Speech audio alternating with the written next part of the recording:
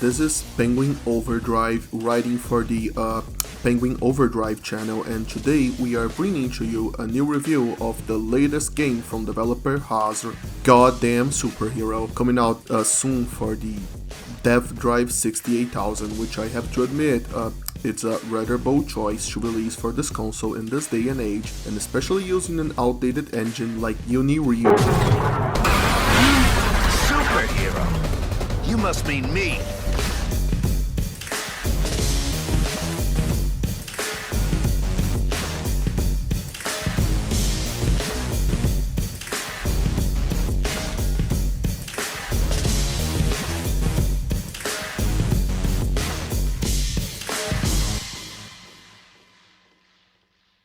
I can think of no better way to start this review than just by straight up telling you how the first couple hours of game went, so please allow me to relegate you this tale about the first couple hours of No More Heroes 3. It starts with Travis Touchdown, series protagonist, waking up to the sound of an alien invasion. Well, actually, there's a wonderfully meta twist to the way it starts before even that happens, but I don't want to spoil that, so instead let's start where the trailers start, with Travis summoning some flying armor, tokusatsu style, and flying up to the alien's UFO. There he slices some aliens up with his beam katana in a cutscene, and you get one more tutorial battle with the option to buy some sushi to buff your stats, before getting inside the boss room. The first boss is Mr. Black Hole. He has a short introduction with a nice conversation with Travis that paints him as likable if hypocritical. He teleports and fights Travis in his home planet, explaining to him that his boss, the leader of the invaders, an alien prince called Fu, decimated his planet, but he isn't one for revenge. He's afraid of Fu and paints serving under him as his destiny due to cowardice. But it's not like he disagrees with his boss's methods, since he just gleefully relished in the explosion of Santa Destroy, Travis's hometown, just a few seconds ago. He's a villain that's a bit likable and a bit of an ass at the same time, like a lot of good memorable villains, and all of that is set up in a single conversation, mind you. When the conversation's done, the battle begins. Mr. Black Hole's name isn't just a coincidence. He can teleport himself all over the place using black holes. He can attack by teleporting himself in a straight line or disappearing and summoning his hands from black holes to attack Travis from a safe place, all before finally crashing down in the arena from above when he gets back into the battlefield. And if you think you can just slice him while he's there, while he's back, you're wrong, because he can counter you with a nasty area attack that spreads out from within him, so you gotta watch out. I'm explaining his attacks one by one because that's what I needed to notice in order to win. Even on Bitter, the normal difficulty, he's quite a challenge, even being the first boss. I had to carefully watch him to notice when I could go in for the kill. I noticed that after his last black hole fist attack, his hands lagged behind for a second, allowing me to wail on them for extra damage, and that if I could time it just right, I could interrupt his area attack with a death kick, a special attack that Travis has that works on cooldown. On my first try, I just wailed at him and died. On my second try, I didn't take advantage of the fist attack lag and I mistimed my kicks, so I died. And on my third try, I played it out perfectly and I didn't take a single hit of damage. But then, something happened. I sliced him after a series of hits gave me opportunity to do a big slice and a slot roulette pop up. That's normal so far. During boss battles, special slashes after combos can make a roulette spins on the screen, and depending on what they settle on, you can get some extra coins or even a combat bonus. The roulette settled on Mustang mode, a ridiculously overpowered mode where Travis hits every attack lightning fast, leaving even the toughest bosses without a single defensive option. All Black Hole could do was stand there while wailed on him over and over and drain his remaining health bar to zero.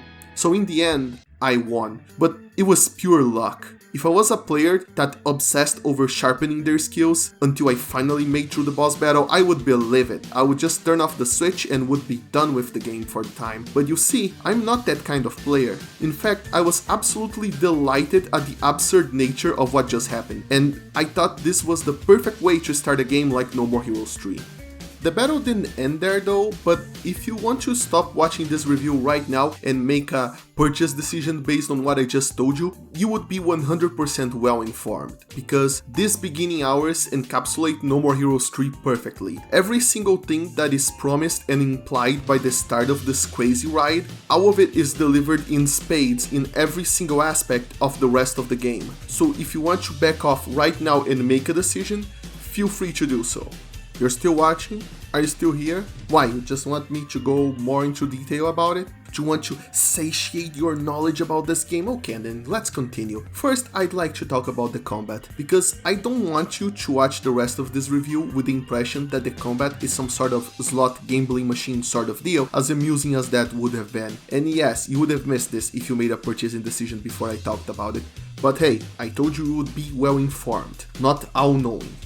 Okay then, there is a great aspect of luck to it, but there's an equally greater... Wait, can you be equally greater? Well, anyway, there's a great aspect of skill involved as well, and skill, well, that is always present, so you should probably hone that instead of expecting Lady Luck to favor you, or you might end up frustrated. Combat works with a very simple light attack and heavy attack kind of deal, however there's also dodging, and dodging at the very last second slows down enemies and allows you to wail on them, and you can also block, which I personally never did. Instead, dodging and attacking were my main game, but I was also greatly interested in the death drive abilities. You see, Travis brought 4 new abilities with him from his spin-off adventures. The Death Kick, which allows you to instantly teleport to an enemy and kick them to the ground, also interrupting any attack they might be attempting to do, and it also allows you to do some nice damage while they're laying down. It also has a weaker variety of sorts, Death Force, which throws them back and into other enemies, but they don't fall down and are instantly ready to ruin your day the moment they come into contact with the ground. The other 2 abilities are completely different from each other. Death Slow slows down time around you, allowing you to dodge behind enemies for some easy hits, and Death Rain creates a circle of air around an enemy's position that rains death in the form of laser blasts to whatever enemy stays within the circle. Finding out what ability works best with what enemy or situation is one of the most fun parts of the game. You can combo Death Slow and Death Rain to slow down enemies before raining death on them. You can also Death Slow enemies after death kicking them in order to get extra time to damage them. Death Force away annoying enemies for crowd control or into mine-like things left behind by other enemies to aggressively set them off, or just activate Death Rain on ranged enemies from far away while hiding behind pillars since they barely move, so you don't need to do much beyond activating it to rack up the damage. It goes very well with the insane enemy variety in this entry compared to previous entries. You get basic enemies, enemies that parry and dodge just as well as Travis, ranged enemies that keep their distance while setting up traps around them to stop you from getting closer, enemies that spawn shields when you go near them, but rush you from far away to stop you from avoiding direct confrontation, and a mini-boss tier variant of almost every enemy that requires you to put almost as much thought into their attacks as actual bosses. Honestly, I could go on for days and it still wouldn't make justice to the insane enemy variety in this game. And then there's the Beam Katana's battery. It is not infinite, and unlike a mana bar, you don't use it to just use abilities. Your death drive abilities are all behind cooldowns. Instead, you need it to damage enemies at all using your normal attacks. In order to recharge it, Travis needs to back away and shake it until it charges back, an act that you can perform yourself by shaking the Joy-Con if you're playing on docked mode, which is what I recommend you do. No matter how much people complained about waggling moves on the Wii and how poorly some games implemented it, if there was one game that implemented it really well to add a satisfying kinetic touch to its gameplay, it was No More Heroes. This goes way beyond than just adding a nice little gimmick to the game, however, since if the battery drains, like I said, you can do any damage at all, so knowing when to retreat and strategically recharge your battery is vital. You can instantly recharge it by doing a throw move on a stunned enemy, but that won't always be possible even if you manage to stun an enemy with sequential attacks, since the enemies are so aggressive they can easily stun lock you in turn and not allow you to throw their buddy. Knowing when you can chain throws into stuns into throws forever and when it's time to back off and charge your sword in a dark corner is a necessary skill to survive in this world. And of course there are also the roulettes I mentioned previously. Every time you kill a weaker enemy or you manage to combo a slash during boss battles, a red roulette will show up on the screen. It can end up being a dud that does nothing, or it can give you extra coins, useful to purchase sushi and chips, or Wesn, aka World's End Supernova. Yes, that's the name of the thing, which is used to upgrade your skills. But it can also provide immediate buffs during battle. You can trigger Throw Crazy mode, which allows you to throw every enemy type endlessly, Invincible mode, which nullifies all damage, Mustang mode, which turns Travis into a hyperactive psychopath that melts health bars with attack at the speed of light, and Full Armor mode, which summons Travis' sci-fi armor to cause heavy damage with a single use of guided missiles. Much later on, you can also end up getting Full Green mode, which is a different set of armor that essentially turns the game into a mecha game and melts every living thing on screen even more than the normal Full Armor mode. Combine all of that with the fact that every time you press retry after you die, you get to spin a roulette, and if you're lucky, you get some bonus effects in your next try. Hell, get the roulette to land on Travis and you instantly get resurrected with full health right then and there. It's a lucky man's world out there. If I were to try to quickly summarize the level of quality we're dealing with here, I'd say No More Heroes 3 is on par with a Devil May Cry game that only has one weapon. As if there was a Devil May Cry game that only had one weapon, it would be pretty close to No More Heroes 3. And sure, a DMC game with only one weapon would be a travesty, but given how many games these days fall into the trap of not paying enough attention to their combat and making it into just some random button mashing, and given that DMC is the peak of hack and slash combat, saying a hack and slash has at least one weapon that's as fun to use as a DMC weapon is really high praise as far as I'm concerned. And as far as I'm concerned, this game is peak No More Heroes as well. The combat far outclasses the other entries to the point I'm worrying about returning to them as I write this. And let's not forget that all of this combat is running at 60 frames per second with a few small dips.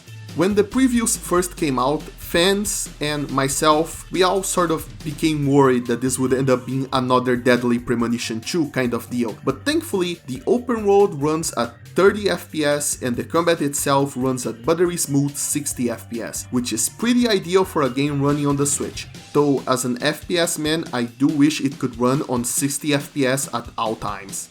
And speaking of the open world, it's back baby. It's by no means a densely populated, ultra rewarding world to explore, but it is back, and better than the one in the first game. Rather than just Santa Destroy, we now get a bunch of different little sandboxes, each with their own little theme, and the themes get wild. We can go from the relatively normal Santa Destroy to the 50s Utopia inspired Perfect World, and then to the future desert wasteland of Thunderdome, which rouses another Japanese inspired smaller sandbox within it called Neo Osaka, and it just keeps going like that. While the maps might not set the world on fire, what I do like is that Suda either knowingly or unknowingly solved a problem I had with modern open world games, where there's 100 different question marks on the map. In No More Heroes 3, before you reach a certain location, what is there is a question mark, like in most modern games, but unlike most modern open world games, there isn't 1,000 question marks everywhere.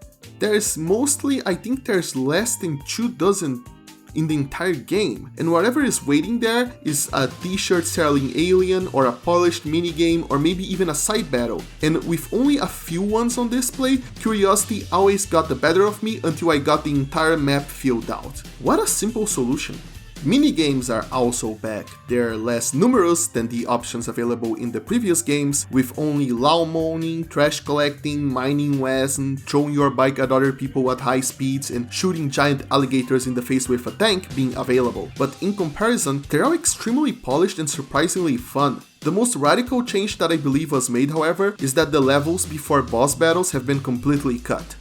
I'm fine with that, because like it or not, I know this is a bitter pill to swallow, but like it or not, with a few excellent exceptions, a lot of the levels in the previous games were just glorified corridors. Sorry, someone had to say it.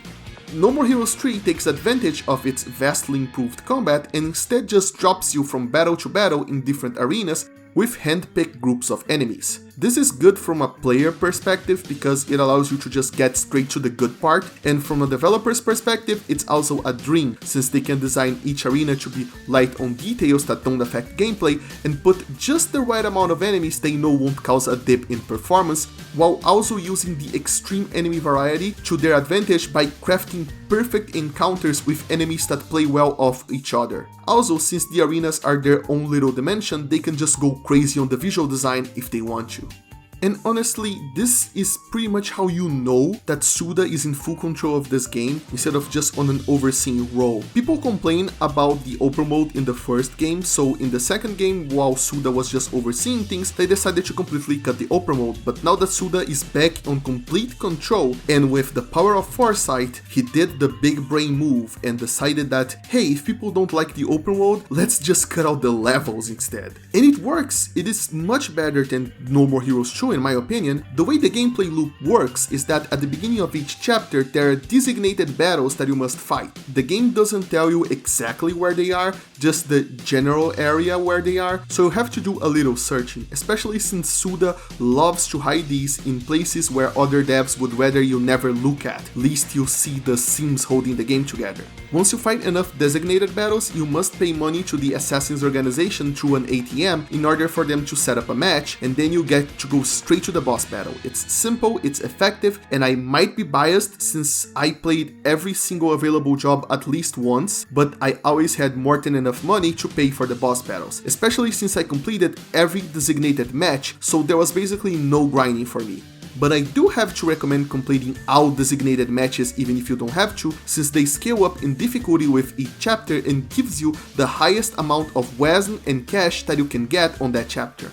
It's not like everything about the gameplay is completely perfect though. One thing that I really didn't like were the loading screens. You go somewhere, loading screen. You go another place, loading screen. And that's fine. I played a lot of PS2 games which had to be divided into small little chunks, but even back on the PS2 era, they didn't take as much to load as No More Heroes does. And perhaps more unforgivingly, if you fail a minigame, instead of instantly getting a retry button that just lets you retry that minigame again, you instead are thrown back into the open world and you have to face the long loading times of the open world, which when it loads has by far the longest load times of any part of the game. And then after it loads you back into the open world, you can go back to the minigame and try again, and that is unnecessary. They could have just added a retry button like in the battles.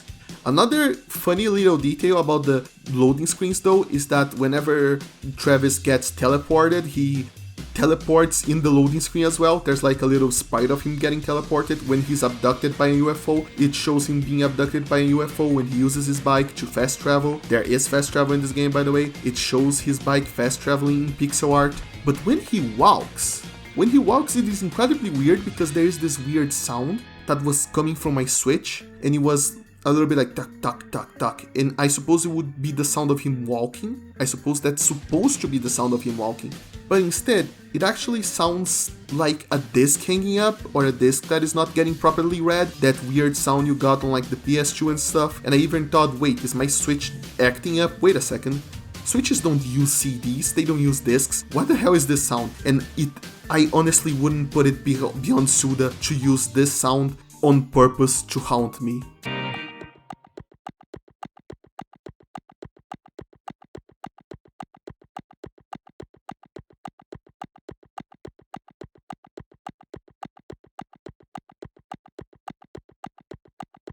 Another thing that I didn't like is that the timing to do a perfect dodge was kind of too fast. In the tutorial scene, there's like a lightning flash sort of on the top of Travis' head when you are able to do a dodge, you know?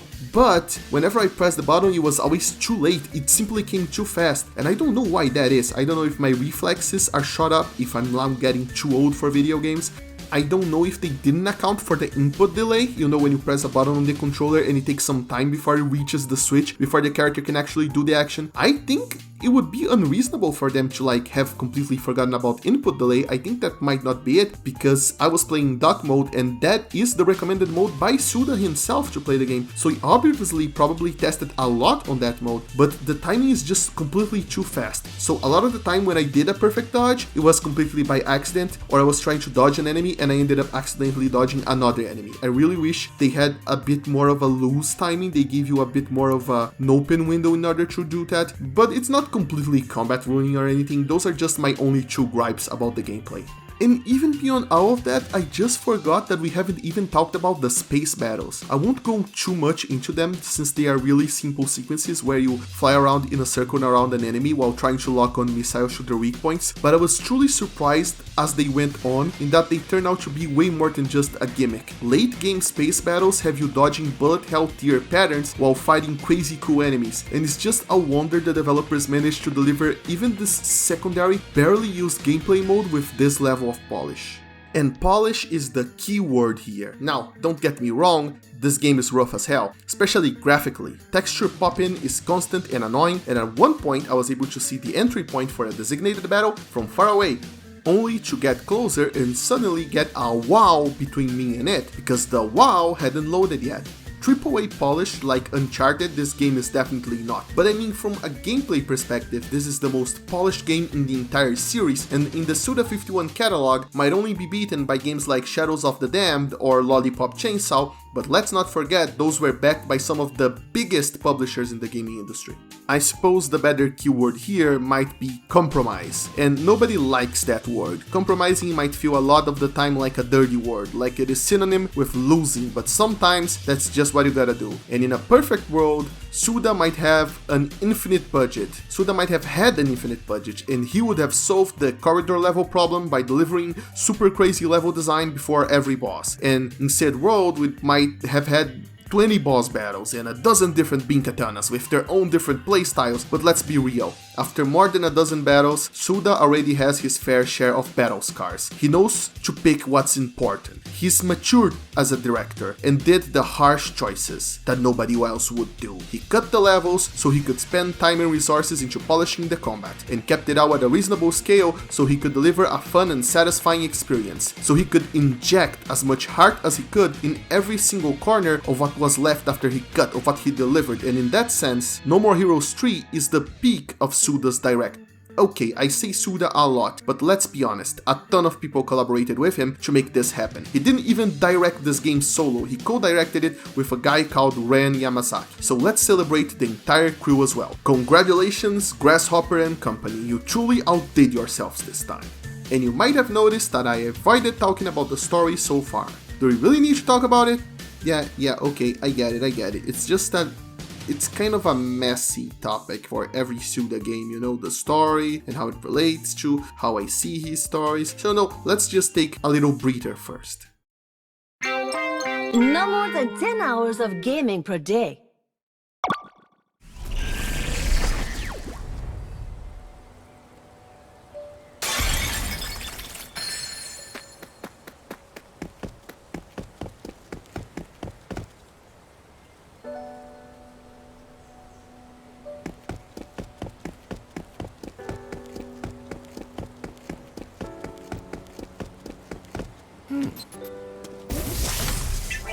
And we're off! Brush your teeth. I have to admit something. I'm dumb. Like, really dumb. I might have the basic skills necessary to play video games and to point out when I see something I think it's interesting, but that's it basically. I'm not a genius when it comes to essays and analyzing stuff and connecting all the dots, so I'm not going to sit here and pretend that Suda is a genius and that I am a genius and that I completely understand every single point of his work and that when I play his games, we are having some sort of telepathic genius conversation that you low-level plebs will never understand. No, that's not what's happening. What's happening is that I don't know what the fuck is going on. But anyway, I suppose it's best if we begin from the beginning. The plot of No More Heroes 3 is both convoluted in its setup, yet simple in its execution. 20 years ago, an alien named Fu crash-landed on Earth and got help by a young kid named Damon before leaving back to his home planet while gifting Damon with telepathic abilities. 20 years later, Damon is the CEO of a giant corporation, a position he reached with the help of Fu's powers, and Fu comes back with his entourage of intergalactic criminals with the objective of taking over Earth. Instead of just blowing shit up though, he decides to set up a game of conquest. Anyone on Earth can take on him, but first they must climb through the galactic rankings, killing all of his friends one by one before finally reaching him. So, the execution of the plot is, Travis Touchdown, Otaku Extraordinaire, must once again grab his beam katana and cut through 10 boss battles, this time to save the world.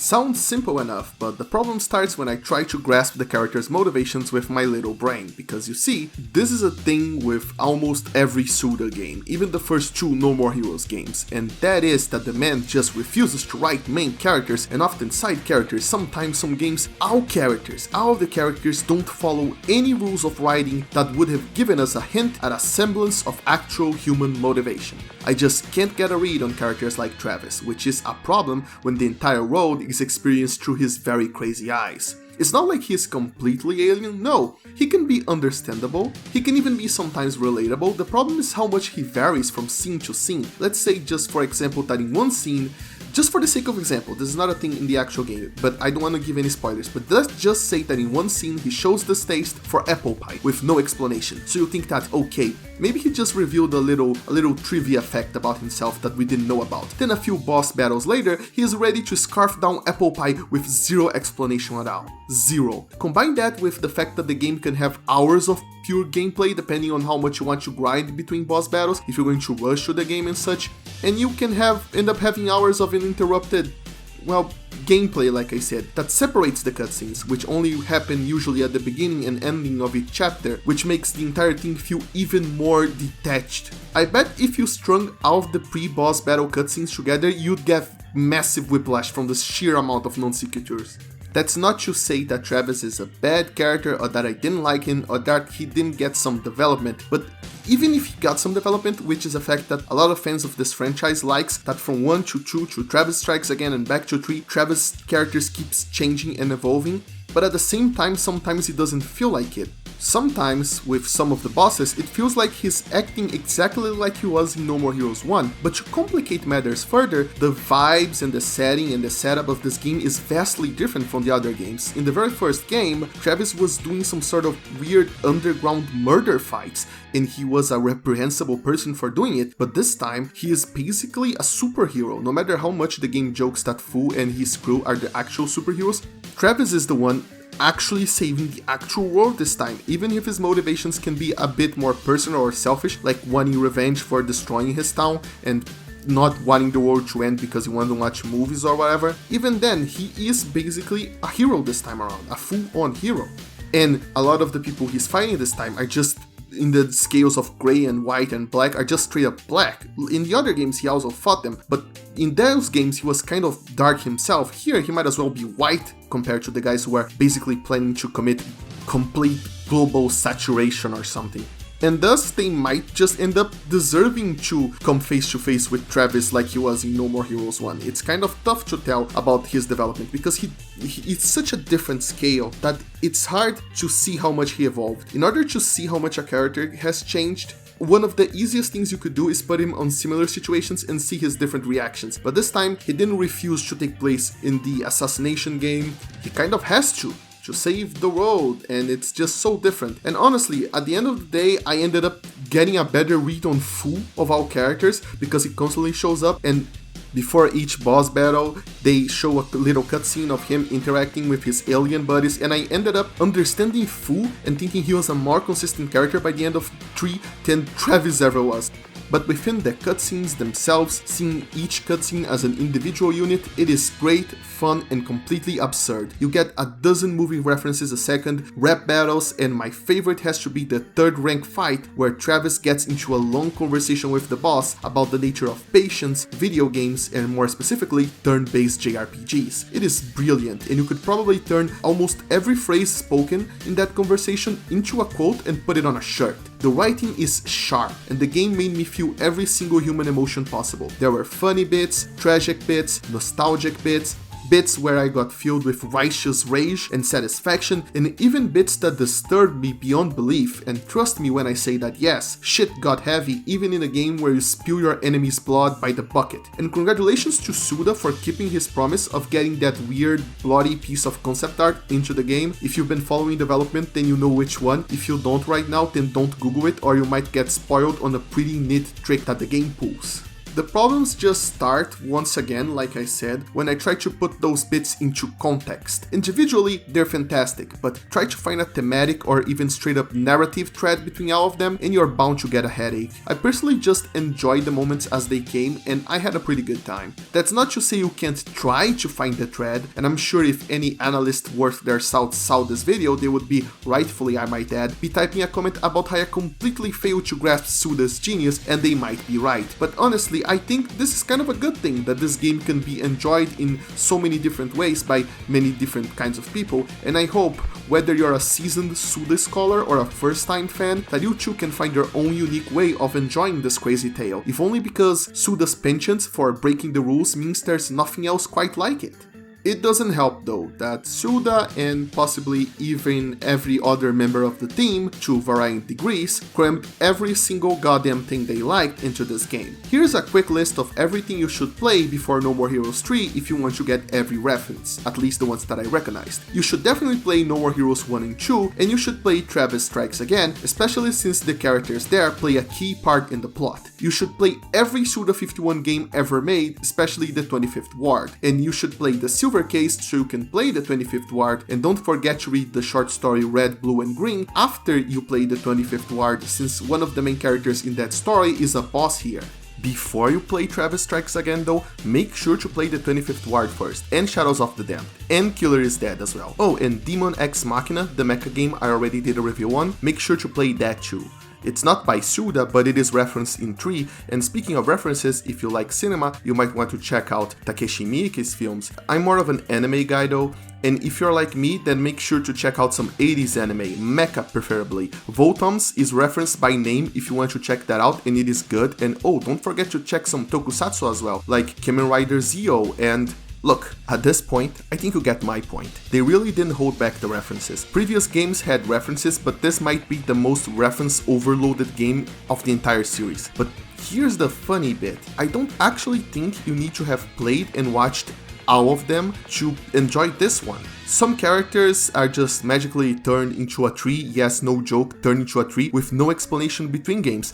Things are so ridiculous at this point, I'm not even sure if there's a point to playing previous games when the status quo can get shaken just as much by changes that seemingly happened at random between games, and even during them. Nonetheless, there are a few things that call back to previous games, and you will feel rewarded if you have been following the story beat by beat until this very point. But if you decide to start with this one, chances are there are a lot of story beats that are going to confuse you as much as they would confuse any veteran of the series. It's just a pseudo tradition at this point. The team's love for cramming everything they love into the game also hits the presentation pretty hard, and oh boy is the presentation quite something this time around. Most menus look like some sort of weird Windows 95, 98 kind of OS. Whenever you speak to an NPC, the game switches to a long distance camera with live streaming numbers, and when you're done, the entire frame shrinks to the middle of the screen like it took a picture and then it slides away. I'm not sure if I'm properly describing this, but it's just that crazy. And then we get to the fourth wall breaking YouTube parodies, a live streaming cam right in the corner of our screen doing your tutorial, Travis' friend's Bishop or his cousin or brother or something discussing Miike's films at the beginning of each chapter, which is all framed inside a tube TV with an old school anime style drawing of the character that is currently speaking on the lower part of the TV, on the lower parts, one of each side of the TV. And then there's the framing of each chapter as a TV episode with an opening that references old Toku shows, I think, and an ending that definitely references 80s anime, before displaying a Netflix-style G logo on screen and a Netflix countdown to the next chapter. For it to begin, it's just that crazy. The visual design, UI, and framing of this game are just absolutely bloated with passion for the project and the things that inspired it. And then there's the character design. Oh my god, the character design. This game must have, no joke, at least like 10 character designers collaborating here. We got the crazy alien designs from Masanori Ushiki, and then we got a new Kamui design from Inio Asano, and the artist of one of my favorite characters of all time, Bayonetta, even shows up here as well. Her name is Mari Shimasaki, in case you wanted to know, and you should definitely check out her work. Even Takahashi Miyamoto, character designer of the Silver Case and the 25th Ward, came back with a new design for Henry, and I just gotta be honest and say that I loved his design on those games, especially since they give off the perfect noir vibes that I think a lot of Japanese art fails to capture in general when they try this genre. Sorry for going into overdrive about shit that I like, okay? The point is, the characters themselves are also an explosion of different designs from a variety of different artists, and at first glance it almost looks like Suda managed to score himself a dream team of designers. Like seriously, I know some contributed more than others, but I can't even imagine how many cows he had to organize all of this and make sure that all of them were able to contribute anything at all and fit into this crazy vision he had for this game. So how did he unify all of these designs into a single vision? The answer is, he didn't. Just like the UI, the character designs are pretty much all over the place. Sure, they are sort of unified by the character modelers when they are brought from the concept art into the 3D world of the game, but come on! This game has cutscenes animated by AC Boo right in the middle of it just for the heck of it, and it's not like the aliens would ever look less alien no matter what medium they are brought into. They're just too out there. This entire game is simply just too out there. Usually I admire restraint, but in this case I'll make an exception. This game is simply delightfully unrestrained. But that's a bit of a contradiction, isn't it? Before, I explained how Suda had to compromise at some point in order to deliver this level of polished fun, but now I make it sound like he just threw everything but the kitchen sink, even the kitchen sink, into this game. But it's not really contradictory, you see, because this game is filled with so much passion, so much sheer creative madness, because they compromised on what is not important, even though they were unrestrained, because they were in fact restrained. They compromised but didn't, and thus they created the work. The work which becomes a new genre itself, will be called No More Heroes 3. So, in conclusion, in the end of the day of all of this, what is my true opinion on this game? Well, I don't fucking know. Call me back in 10 years when I finally sorted out my feelings on it. Until then, at least we can rest assured in the knowledge that the sushi shop music is a real banger.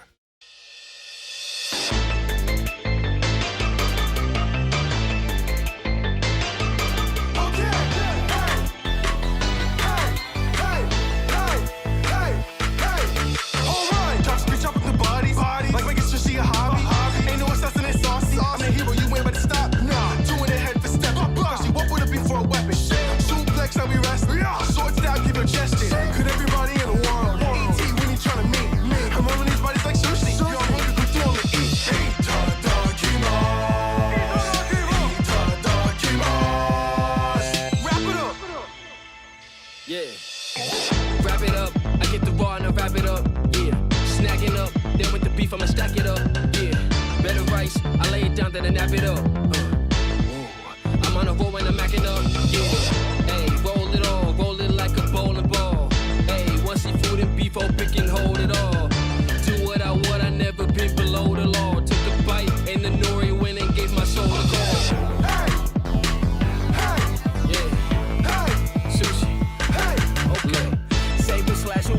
I don't have time for clearly. I got LPs to make, I guess the haters didn't hear me. Nah, if you not about the job, you shouldn't get near me. Assassins fear me, my katana turn them to the kill. Killers turn to Tommy when they try to stop me. Sushi soldier, this became more than a hobby. Flames of passion burning hotter than wasabi. Not gonna stop till I'm number one, better tell somebody, hold up. Back to piling up the bodies, hold up. My katana's hungry, so your time is over.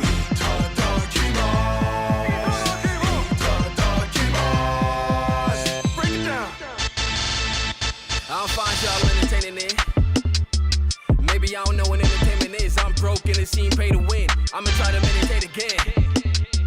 I don't wanna have to set it straight again. If you're not trying to elevate a sin, take your time and find a better way to spend. Yeah. Hey, this happened to this integrated. What's the energy they drain? They bring pain to pinch. Lame boy, you